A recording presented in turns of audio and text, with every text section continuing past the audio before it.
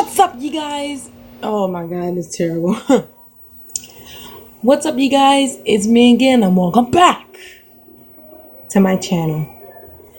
Today, oh yeah, how was your holiday? Yeah, what y'all had? What presents y'all had? I would like to know. Just see, have a little discussion. So I guess that's like the question of the day. What Christmas y'all had? Well, I got hoodies, jackets, whatever. Oh, what the hell am I doing? Okay, today we're gonna be doing. You're going to watch. Well, we're going to react to Christmas Horror Story. And so let me know what y'all think about this. Well, even though y'all already saw it, but like, what y'all comment on this, So without further ado, let's get right into it. Happy holidays, audience. It's your Ate Sapphire. Don't forget to subscribe to Snarled and turn on the bell for notifications. Hey, I'm Sapphire. Want to hear something scary?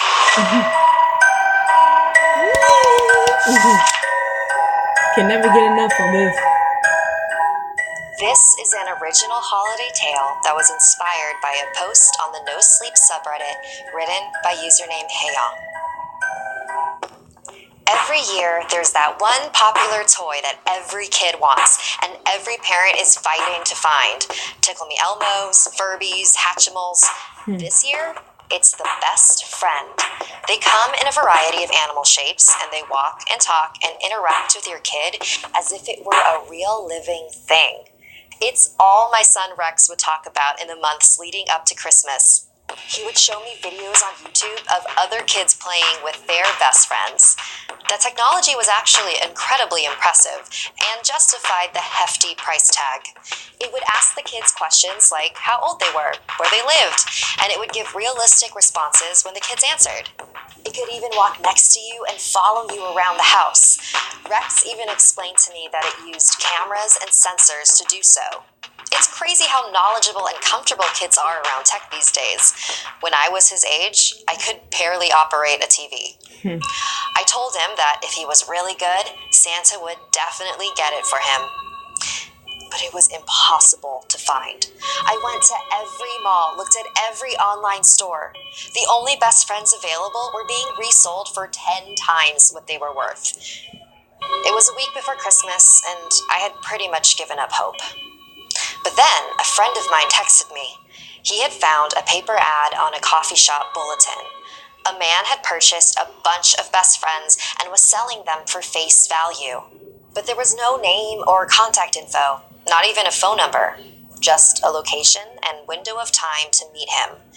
There were so many red flags that it was probably just a scam, but I was desperate. And the location was on my way to work. I figured it wouldn't hurt to go see if it was legit. The next morning, I went to the neighborhood park listed on the ad and looked for the bright yellow truck. There it was, off in the far corner of the parking lot.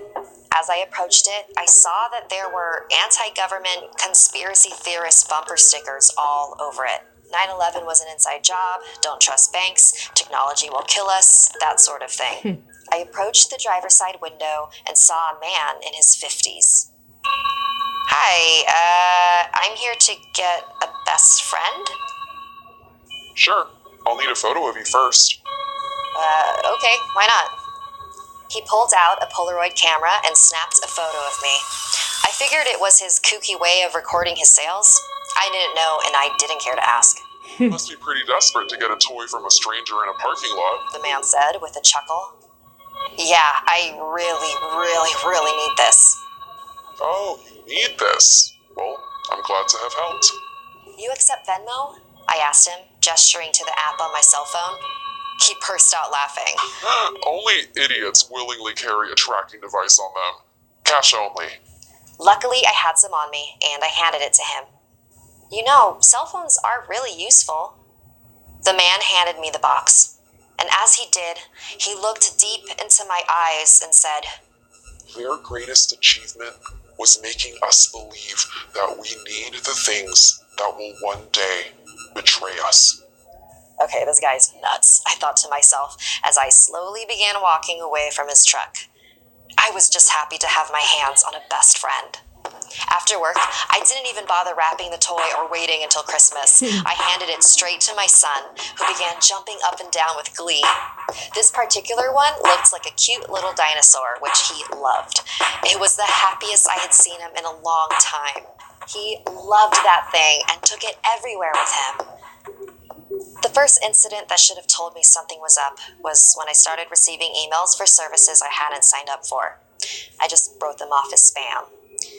Then my credit card statements started showing transactions that were definitely not mine.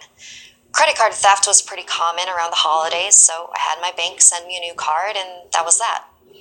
But the worst of it was when our house was broken into. We had spent Christmas Day at my mother's house with family, and we came back home to find our window smashed and many of our valuables stolen. It was the worst possible way to end such a joyful day. As my wife and I examined the mess, my son came up to me and handed me his best friend. He wants to talk to you. Please, Rex, I don't have time to play your games right now. Still think I'm nuts, Lisa? I recognized that voice. That's when it all made sense. I grabbed the toy from him and looked for a battery pack. It must have been really well concealed because I couldn't find any zippers or compartments. The toy continued to taunt me. Grab a knife and... You invited me in. You knew what I was capable of, and you didn't care. Shut up! I took it to the kitchen and pulled out a butcher knife. My son was yelling at me the entire time, telling me not to hurt him. But I had to. I had to destroy it. Why is everyone so willing to give up their privacy so easily? I smashed its face. I could hear the mechanism inside shatter. My son was hysterical. But he didn't understand how serious this was. I had to destroy that toy for his safety, for our safety. My son looked at me with the most hateful expression I had ever seen. I hate you, Mom. I hate you! He stormed off to his room as I fell apart in the kitchen. Then my phone rang. You thought it was going to be that easy? I know everything about you now, Lisa.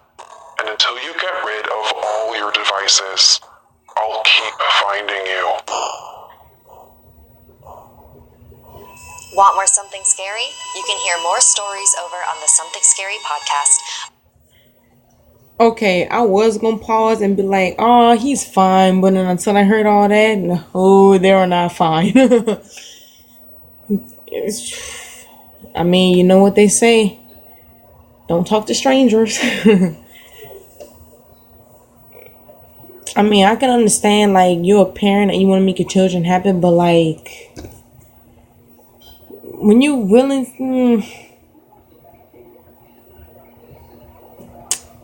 I mean, I'm in awe right now. Well, thank you guys for watching. Make sure to like, subscribe. Follow me on Instagram. I'll follow you back. Comment below what y'all think about this video. And so, as for now, see you later, my little nightmares. Peace.